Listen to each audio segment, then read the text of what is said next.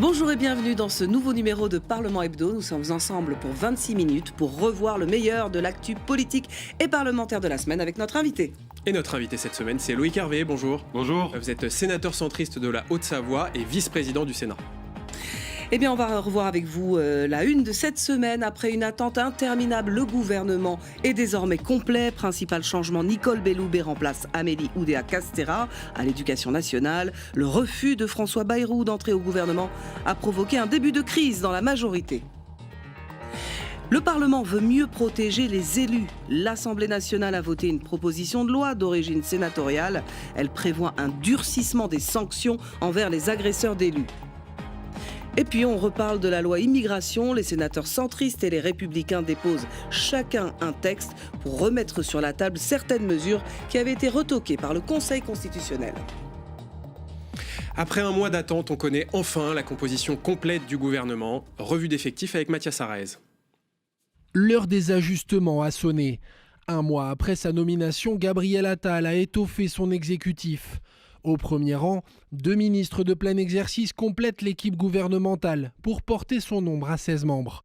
Nicole Belloubet, ancienne garde des Sceaux jusqu'en 2020, déleste Amélie Oudéa-Castéra de l'Éducation nationale.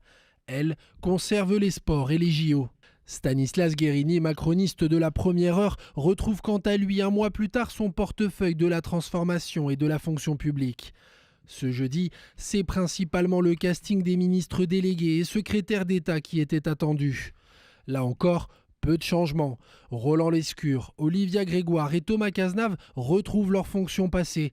Tout comme Dominique Faure, chargé des collectivités territoriales, Hervé Berville à la mer ou Sabrina Agresti-Roubache, chargée de la ville et de la citoyenneté. Parmi les nouveaux visages, Frédéric Valtou, député Horizon, viendra prêter main forte à Catherine Vautrin au ministère de la Santé.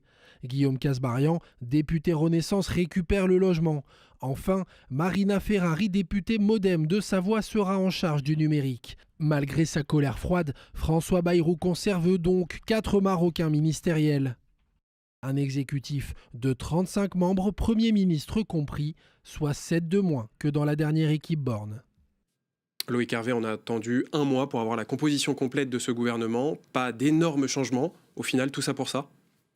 C'est un peu la réaction qu'on peut avoir en découvrant ce nouveau gouvernement qui, à part des ajustements marginaux et puis des changements de portefeuille pour un certain nombre de ministres, on voit arriver quelques personnalités nouvelles, mais effectivement, avoir pris un mois et quelque part avoir gâché le début du mandat de Gabriel Attal, c'est un peu dommage parce que le gouvernement a mis du temps à être complet. Le Premier ministre a pris du temps pour faire son discours de politique générale. Dans l'intervalle, il y a eu cette question de la grande conférence du président de la République. Enfin, ce feuilletonnage du mois de janvier, on en sort avec un peu d'interrogation quand même, parce que le pays n'a pas vraiment besoin de ça. Le pays a plutôt besoin d'une ligne claire, d'un rythme. Et ce rythme, le mois de janvier n'a pas été tout à fait à la hauteur. Et y compris d'ailleurs sur les travaux parlementaires, qui est quand même un sujet qui nous intéresse ici. C'est une interrogation pour nous. Alors, Nicole Belloubet, c'est l'un des principaux changements, devient ministre de l'Éducation nationale. Elle était garde des Sceaux dans le premier quinquennat d'Emmanuel Macron. Voilà ce que dit Bruno Retailleau, patron des sénateurs LR, d'elle. Elle était l'une des ministres de la Justice les plus laxistes de la Ve République. Est-ce que pour vous, c'est le bon profil, Nicole Belloubet, pour incarner l'autorité à l'école ? Eh bien, je ne sais pas. Alors, évidemment, on va pouvoir ressortir tout un tas de déclarations de Mme Belloubet sur un tas de sujets qui sont notamment en lien avec l'école. Ce qui est certain, c'est que l'éducation nationale ne peut pas se réformer contre les enseignants. Et que la situation qui était celle entre Mme Oudéa-Castéra et ses déclarations malheureuses de tout début de fonction et le corps enseignant faisait que la situation était inextricable. Donc le gouvernement est maintenant composé avec Madame Belloubet, qui a été à un moment donné garde des Sceaux. J'en garde pas un souvenir extraordinaire, parce qu'il y a une question d'incarnation à un moment. Mais là, c'était pour apaiser. Oui, mais apaiser colère, sera une chose, Elle a passé de poids mais politique. c'est quand même, l'école est quand même le sujet des sujets. Surtout que Gabriel Attal veut un retour de l'autorité à l'école. Bien sûr, d'autant plus que le Premier ministre qui est resté 6 mois. Donc c'est Nicole Belloubet qui devra... si vous voulez, vous pouvez apaiser, mais il faut quand même réformer. Et vous devez réformer avec les enseignants. Et donc, je m'interroge, et donc je pense que Mme Belloubet aura des preuves à nous apporter de sa capacité, justement, à recréer de la confiance, d'une part, et à porter les réformes dont l'école française a besoin. Vous parliez de ces anciennes déclarations à propos de l'affaire Mila. Donc c'est cette lycéenne qui avait été menacée de mort pour avoir critiqué l'islam. Eh bien, Nicole Belloubet avait déclaré, je cite, que l'insulte à la religion était une atteinte à la liberté de conscience. Cette déclaration avait fait à l'époque un tollé. Est-ce que sa nomination, c'est un mauvais signal envoyé par rapport à l'objectif de la lutte pour la laïcité et contre le harcèlement à l'école? En tout cas, il faudra que Mme Belloubet, dans les premiers jours ou les premières semaines de son nouveau ministère, clarifie sa position sur des sujets sur lesquels la question de l'autorité républicaine à l'école publique est une question absolument fondamentale, non pas seulement pour l'opinion publique, mais pour les élèves. Parce qu'on fabrique dans notre école des citoyens responsables et que la manière dont on transmet un certain nombre de principes et de valeurs à l'école républicaine est absolument fondamentale. Donc, et je pense que là-dessus, le briefing du Premier ministre sera assez clair vis-à-vis de sa ministre. Alors, le portefeuille de l'Éducation nationale a donc été retiré du périmètre d'Amélie Oudéa-Castéra, qui reste en revanche ministre des Sports. Est-ce que le gouvernement, pour vous, a cédé à la pression des syndicats? On en parlait tout à l'heure. C'est pas tellement la question. Quand vous êtes ministre de l'Éducation nationale, c'est-à-dire que vous êtes ministre de l'école publique et laïque, vous devez avoir une posture, une incarnation qui fait que vous êtes le chef ou la chef, en l'occurrence, d'une très grande administration française. Et très, très grande, très noble, très ancienne, qui porte un certain nombre de choses. Et ces réflexions sur je mets pas sur les justifications pour lesquelles vous n'avez pas mis vos enfants dans l'école publique, mais vous les avez mis dans une école catholique sous contrat par ailleurs, ça crée du trouble. La question, je suis bien placé pour le savoir, mais la question de la scolarisation de vos enfants, c'est un choix individuel, personnel, non contestable. Mais là, c'est pas ça qui est. Mais c'est pas ça le sujet. Le sujet, c'est que c'est le message envoyé. Et ça n'était pas rattrapable. Alors, il y a les syndicats qui ont évidemment, qui ont utilisé cette situation. Mais je pense que la situation dans laquelle Amélie Oudéa-Castéra était inextricable pour le gouvernement. Et c'était plutôt sain de faire un changement. Maintenant, à Mme Belloubet de prouver qu'elle était la bonne personne. Alors, il y en a un qui n'entre pas au gouvernement, qui a refusé d'y entrer, c'est François Bayrou, à cause d'un désaccord profond autour du ministère de l'Éducation nationale. On va l'écouter. J'étais persuadé qu'on peut redresser l'éducation nationale en peu d'années, mais que ça demande un choix politique qui est de faire ça avec les enseignants et les autres parties prenantes de l'école. Pardon, mais ce n'est pas le cas de la personne qui sera nommée ? Non, mais vous voyez bien, on est sur un fond une musique de fond, qui est au fond, les enseignants ne travaillent pas assez. Loïc Hervé, ce cas François Bayrou, c'est une affaire personnelle d'un poids lourd de la majorité qui n'a pas eu le poste qu'il escomptait, ou c'est le signe d'une crise plus profonde au sein de la majorité présidentielle ?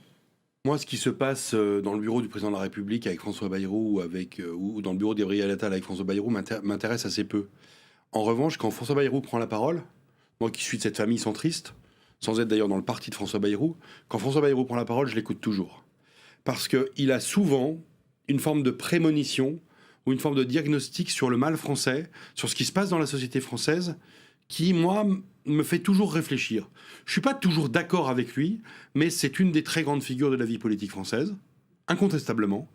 Et ce qu'il exprime, y compris dans ce moment-là de notre vie politique, on ferait mieux de l'écouter sans caricaturer ce qu'il a à dire à titre personnel. Évidemment, le sujet de son entrée au gouvernement interroge. Il ne va pas rentrer, donc ça interroge d'autant plus. Mais ce qu'il dit de la société française, ce qu'il dit de l'école française, on ferait bien, et je pense que le président de la République et le Premier ministre feraient bien de l'entendre, parce que les élections présidentielles sont dans 3 ans et demi. Justement. Et que Et oui, mais et que ça va être long. Hein. Et ben justement. Donc c'est important d'entendre cela. Mais François Bayrou, candidat pour 2027, ça vous paraîtrait être le bon candidat, même pour le centre? Vous êtes centriste. J'en sais rien, c'est beaucoup trop tôt pour le dire. Vous savez très bien que... Mais pourquoi pas? Non, mais en tout cas, François Bayrou a joué... J'ai fait 3 campagnes présidentielles de François Bayrou, donc je sais très bien de quoi je parle. François Bayrou a joué un rôle politique important, y compris pour faciliter l'élection et la réélection du président de la République. Donc il aura sa voix comptera. Je dirais même qu'on l'aime ou qu'on l'aime pas, c'est pas le sujet. C'est-à-dire qu'en fait, il est une personnalité incontournable. Je ne sais pas s'il décidera d'être candidat ou pas, et on verra bien les choses. En l'occurrence, environ 1 an avant l'élection présidentielle. Donc, mais dans la période intermédiaire, bien évidemment qu'il faut l'écouter. Il a raison quand il parle d'une déconnexion entre les élites, l'État et la base, le peuple français et les territoires. Mais nous la vivons tous les jours. C'est-à-dire que l'organisation des institutions françaises fait que elles conduisent au risque de la rupture, de cette coupure qu'il y a entre le pays réel et ses élus. Et ça, si vous n'en avez pas conscience, et si vous ne faites pas un effort sur vous-même, je parle de moi là, dans l'exercice de votre mandat, eh bien, vous vous coupez complètement de la réalité des Français. Et ça, François Bayrou l'a dit très bien sur les ondes de vos confrères de France Info. Et donc, c'était important de l'avoir en tête. Moi, en tout cas, je le garde en tête. En tout cas, si on se projette sur l'agenda parlementaire, Loïc Hervé, il n'y a pas encore de texte très important à l'ordre du jour du Parlement. Or, Gabriel Attal a dit qu'il voulait aller vite, avoir une politique efficace avec des résultats rapides. Est-ce que vous craignez qu'il contourne le Parlement ? Il n'aura pas le choix, parce que vous savez, dans un pays comme le nôtre, on a une constitution, et puis on a des parlementaires. On a un président du Sénat, par exemple, auprès duquel je travaille, qui va regarder ça avec beaucoup d'attention et de vigilance. Donc, je voulais vous donner un exemple. Quand vous faites des réunions dans les départements, où vous avez les préfets qui vont rencontrer les agriculteurs pour parler de l'assouplissement des normes, et que vous faites ces réunions le mercredi, pour que les parlementaires ne viennent pas, eh ben, on commence mal. Donc, alors qu'un certain nombre d'ailleurs de ces assouplissements passeront nécessairement par la loi, forcément. Donc le Parlement est incontournable et on ne se laissera pas contourner. Ça c'est sûr. Ni effacer. Parce que le risque, c'est pas tellement le contournement. Le risque, c'est l'effacement. Le risque, c'est le dialogue direct entre l'exécutif et le pays. Et en disant, le Parlement... La majorité présidentielle n'a pas la majorité à l'Assemblée nationale et elle n'a pas la majorité au Sénat. Donc il faudra bien à un moment donné discuter avec les formations politiques, avec les groupes politiques du Parlement, à l'Assemblée, au Sénat. Et ça, ce sera une épreuve de vérité. En tout cas, Gabriel Attal a pris un certain nombre d'engagements devant la conférence des présidents, à l'Assemblée et au Sénat. Et moi, je ne crois que ce que j'entends. Quels engagements ? Des engagements justement de travail avec, non pas de co-construction, mais de construction des textes avec les parlementaires, permettant aux parlementaires, notamment quand ils sont ou qu'ils ont été rapporteurs, d'apporter un certain nombre de propositions. Le gouvernement écrit le texte, c'est sa responsabilité, et ensuite c'est le Parlement qui le modifie et qui vote la loi. Un mot rapidement sur quand même un texte symbolique qui, lui, est à l'ordre du jour du Parlement. C'est l'introduction du droit à l'IVG, en tout cas de la liberté garantie de recourir à l'IVG, à l'interruption volontaire de grossesse, introduction dans la Constitution. Ça a été voté à l'Assemblée nationale, débat fin février au Sénat avec l'issue du vote qui est incertaine. Vous, Loïc Hervé, vous êtes plutôt contre. Est-ce qu'il n'y a pas un risque pour la majorité de droite et du centre du Sénat, si elle rejette cette réforme, d'apparaître comme rétrograde ? Si on place le débat, un débat aussi important sur un plan aussi réducteur que la question de l'ère du temps, alors on est à côté de l'exercice. C'est l'actualité américaine qui nous fait légiférer sur ce sujet.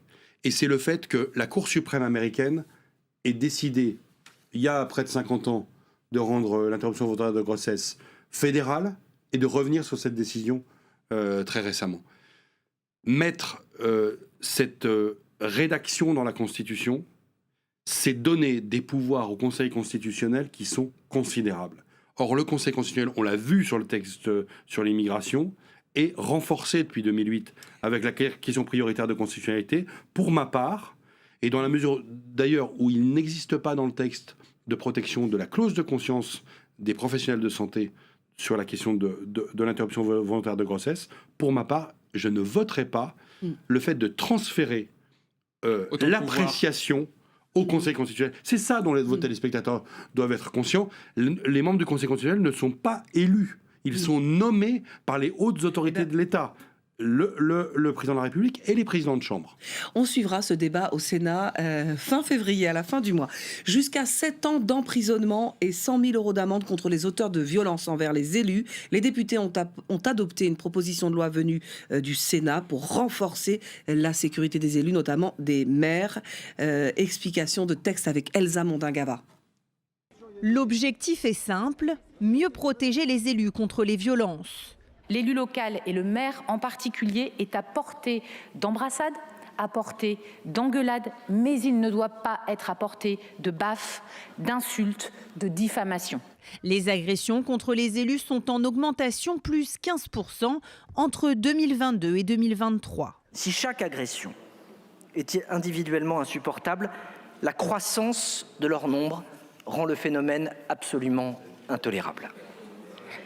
2265 agressions d'élus en 2022, 2600 en 2023. La proposition de loi vise à aligner le régime des sanctions en cas de violence contre les élus locaux sur celui des personnes dépositaires de l'autorité publique, comme les policiers. Autre avancée, l'octroi automatique de la protection fonctionnelle aux maires et aux élus municipaux avec un mandat exécutif en cas d'agression ou d'injure. Une disposition a fait polémique, le passage de 3 mois à 1 an des délais de prescription en cas d'injure et de diffamation publique contre un élu ou un candidat. Certains ont exprimé leur crainte pour la liberté de la presse. Il y a une disposition qui nous inquiète particulièrement et qui inquiète aussi les journalistes. C'est effectivement le délai de prescription qui a été posé et qui nous pose un réel problème. Après le Sénat, la proposition de loi a été largement adoptée à l'Assemblée. Une autre réforme, celle du statut de l'élu local, est prévue dans les prochains mois. Les agressions contre les élus dont vous êtes sont en hausse, plus de 2200 agressions encore en 2022. Est-ce que pour vous, cette loi va permettre d'arrêter ces violences ? En tout cas, elle y contribuera. Elle y contribuera parce que ces agressions sur les élus, j'en ai moi-même été l'objet quand j'étais maire. Elles sont agressions insupportables. importantes, Menaces de mort, protection par les gendarmes pendant 3 semaines, interpellation de la personne condamnée à 1 an de prison, etc. Oui, non, mais ça existe vraiment. Moi, je l'ai vu en vrai. C'est-à-dire que vous avez en France un certain nombre d'élus qui vivent sous les menaces et qui vivent sous les insultes et qui vivent parfois sous les agressions physiques. Donc, cette question-là, c'est une question, si vous voulez, de possibilité pour la République de fonctionner normalement. Et cet ensauvagement de notre société, elle se révèle aussi dans ces relations qu'il y a entre certains de nos concitoyens et les élus. Alors, il y a la loi pénale notamment, qui doit être renforcée, ça c'est très bien. Il y a aussi la manière dont les élus sont capables de continuer d'avoir des relations avec les habitants, parce qu'il ne s'agit pas de couper le lien. Ça pourrait être un risque de protection, donc de s'enfermer dans les institutions pour ne plus avoir de contact avec les habitants, au contraire. Mais ça veut dire que la vie démocratique, la vie citoyenne avec les uns et les autres, elle doit être garantie par la loi. Et ce que le Sénat a voulu faire et que les députés ont voté très récemment, c'est vraiment de rappeler le rôle incontournable des élus dans ce pays. Vous savez que quand il a fallu sortir le pays de la crise des Gilets jaunes, le président de la République a eu besoin des maires. Donc la contrepartie aujourd'hui, c'est de leur rendre la possibilité d'accomplir leur mandat dans la paix publique. Alors ce texte augmente de 3 mois à 1 an le délai de prescription dans les affaires de diffamation ou d'injure publique contre un élu. Il y a souvent des élus qui portent plainte contre des médias, contre des journaux sur certains articles. Est-ce que c'est une atteinte à la liberté de la presse ? Vous, Loïc Hervé, qui est attaché aux libertés ? Non, ça n'est pas une atteinte à la liberté de la presse que de décaler de quelques mois un délai de prescription. Ça me choque absolument pas. Je viens de déposer plainte contre une personne qui tous les jours publie des choses me concernant. J'ai saisi le procureur de la République. C'est vrai que les délais sont extrêmement courts. Si on retient sur la notion de diffamation, si on est sur d'autres notions de cyberharcèlement, c'est d'autres délais. Mais vous savez, une des choses dont on ne parle pas dans cette affaire, c'est que beaucoup d'élus ne portent pas plainte. Beaucoup d'élus vivent avec ces menaces, ces insultes et cette manière de faire. Donc moi, j'ai toujours déposé plainte, j'ai toujours réussi à faire condamner les personnes qui s'en sont pris à moi. J'ai toujours été assez intransigeant là-dessus. Il faut aussi accompagner énormément les élus dans leur dépôt de plainte et le suivi des dépôts de plainte. Et le rôle des procureurs est un rôle énorme en la matière. C'est eux qui ont la maîtrise des poursuites à l'égard de ceux qui s'en prennent aux élus, et c'est à eux en termes de politique pénale. C'est pas tellement dans la loi ça, hein, mais d'aller très rapidement. Il y a de nombreux maires qui démissionnent face à ces violences parfois extrêmes. Comment vous faites pour éviter une crise de l'engagement municipal? En réenchantant la démocratie locale et en changeant la manière dont l'État s'adresse et se comporte vis-à-vis des élus. L'État exécutif, l'État parisien. C'est 500 000 élus locaux qui se lèvent le matin pour aller s'occuper de leurs compatriotes. Il faut les respecter, ces gens-là. Alors, on va parler d'immigration pour finir, puisque les sénateurs centristes dont vous êtes et les sénateurs LR déposent chacun une proposition de loi pour réintroduire les mesures de durcissement de la loi immigration qui avait été retoquée par le Conseil constitutionnel. Écoutez.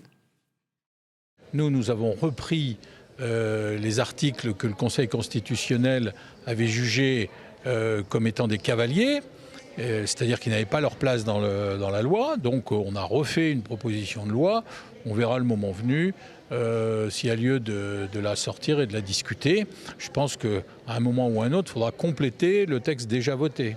De notre côté, nous ne sommes pas restés les bras ballants. Vous savez qu'à la base du projet de loi immigration, il y avait déjà une proposition de loi portée par les Républicains, par le président de la Commission des lois, par François-Noël Buffet. Eh bien nous, fort de cette proposition de loi qui a cette antériorité, nous allons effectivement redéposer la proposition de loi, un petit peu modifiée par rapport à ce qui a déjà été voté et ce que nous remettrons dans cette proposition de loi, mais qui a quand même une antériorité au regard de ce qu'ont fait les centristes. Et puis après, on verra quand le texte sera inscrit. Donc il y aura bataille de propositions de loi dans la majorité sénatoriale. Loïc Hervé, est-ce que c'est vraiment nécessaire de remettre sur la table ce sujet de l'immigration ? C'est pas remettre sur la table le sujet de l'immigration. Le sujet de l'accueil des immigrés en France, le sujet de la lutte contre l'immigration clandestine est un sujet permanent dont le Parlement doit être saisi de manière constante. Il s'est trouvé que le débat a eu lieu dans notre pays dans des conditions très difficiles sur un plan politique, puisque finalement le seul débat parlementaire a eu lieu au Sénat. Du fait de ce qui s'est passé à l'Assemblée nationale. Avec la motion de rejet. Et bien sûr, puisque la motion de rejet fait que le débat n'a pas eu lieu.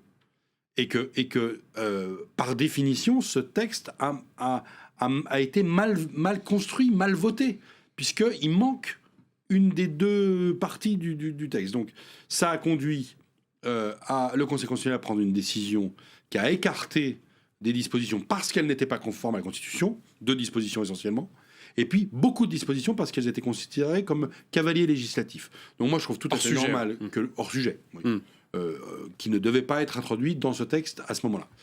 Donc c'est tout à fait normal que les 2 groupes de la majorité sénatoriale, le groupe Union centriste auquel j'appartiens, et le groupe les Républicains, forts de leur sensibilité et parfois un peu de leur différence sur le sujet, déposent ce qui leur paraît le plus important dans ces dispositions du Conseil, écartées par le Conseil constitutionnel, et que ce débat ait lieu.